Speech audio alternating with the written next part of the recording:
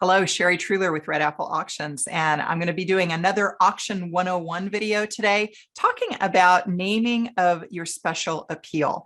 I think it's so important that we welcome our volunteers onto the committee in a proper way, and one way we can do that is to make it easy for them to understand things by keeping our names consistent. So that's where this is coming from.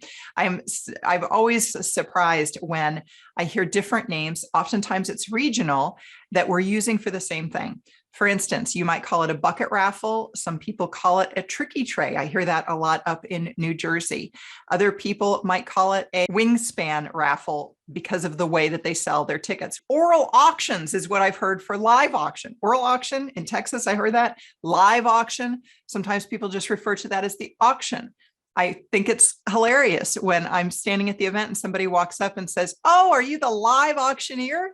And the first thing I think is there a dead one somewhere? Because if there's a dead auctioneer somewhere, I want to know that before I get up on stage. So when you're talking about your consistency with the languages, let's talk about the fund a need, the appeal, the raise the paddle, and talk about some names and see if one strikes a chord with you, and you can use that going forward in your committee or your program. Use it for all your branding, use it for your emails.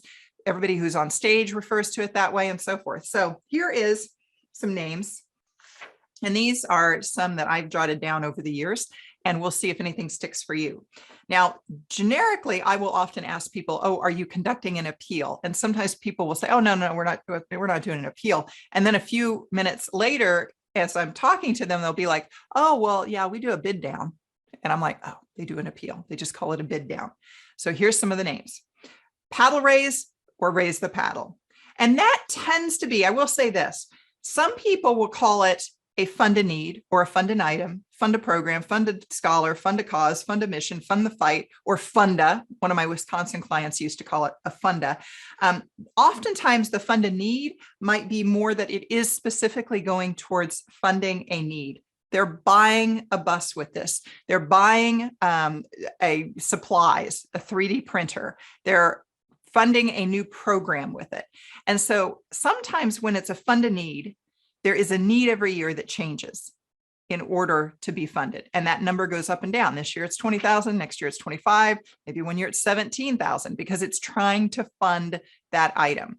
Now, in contrast, the raise the paddle tends to be language that's used more generically because you're raising the paddle for everything, for all the wonderful work that this nonprofit does. Very minor differences there on language, but it's kind of important because fund a need, you do think, well, what's the need? What's the purpose? What are we asking money for? Mission call, mission moment. Those are nice. A gift from the heart is a nice one. Dutch auction. Now, Dutch auction, this is coming from a way of selling. It's an auction method that's used, as I understand it, in Holland to sell the tulip bulbs. And the way that they do this is that they start with high numbers and they work their way down. So they'll say, all right, we're going to be selling this collection of bulbs and we're going to start at $10,000. Oh, they would start at, I guess, euros, but we'll just go with $10,000. So we're going to start 10,000 euros and we're going to drop it down. And the first hand that goes in the air is going to get all of these tulip bulbs for that price. So the tension mounts as the numbers go down, right? $10,000. $9,900, $9,800, $9,700. Tensions building, 96, 95, 9,400. Someone raises their hand because they want the bulbs. So sold to that person. So that's a Dutch auction. It's that start high and move it on down.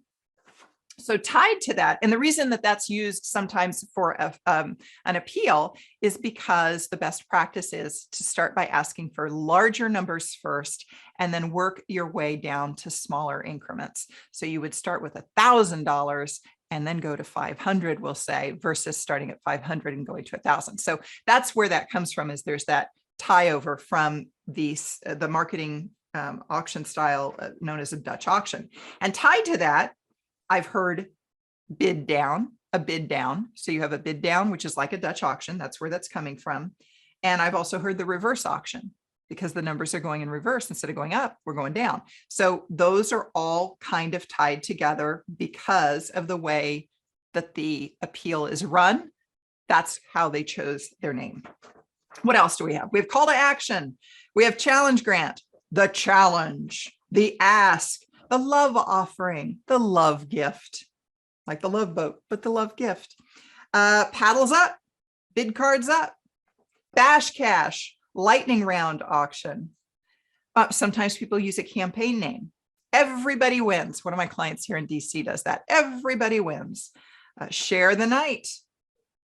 Dollars for Scholars. I've got a school who does that. They raise money for financial aid every year, but Dollars for Scholars is the name of their appeal. And that one of my groups jokingly called it the shakedown. That was only used internally. It was not used externally. I do think that regional differences play a big role in this.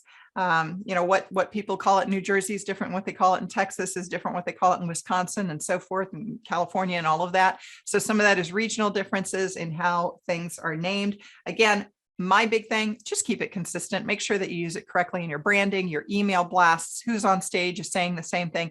And that helps your guests then learn what you're calling it. Okay. If you're looking for additional assistance, redappleauctions.com is where you can go to set an appointment with me, or YouTube, my channel over there has a lot of free content as well. As always, good luck to you as you run your fundraising gala.